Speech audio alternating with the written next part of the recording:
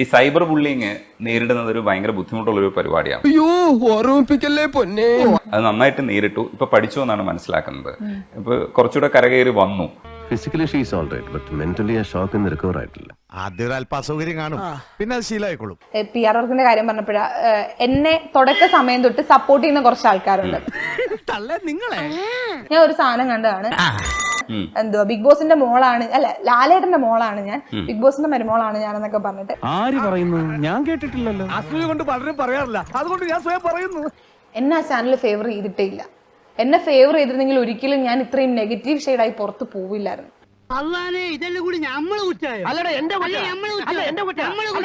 കാരണം എന്നെ എത്രത്തോളം നെഗറ്റീവായി പ്രൊജക്ട് ചെയ്യാമോ ഞാൻ അങ്ങനെയാണ് പ്രൊജക്ട് ചെയ്യപ്പെട്ടിട്ടുള്ളത്. നിന്റെ കയ്യിലിരിപ്പതായിരുന്നല്ലോ.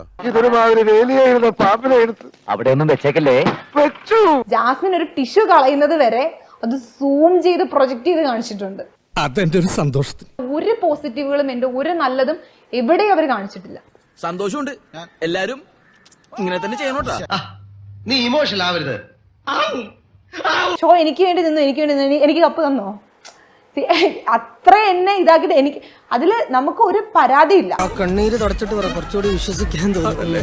ഞാനും കൂടെ ഉണ്ടായിരുന്നെങ്കിൽ തല്ലി ജയിക്കാമായിരുന്നു, ഇല്ലേ?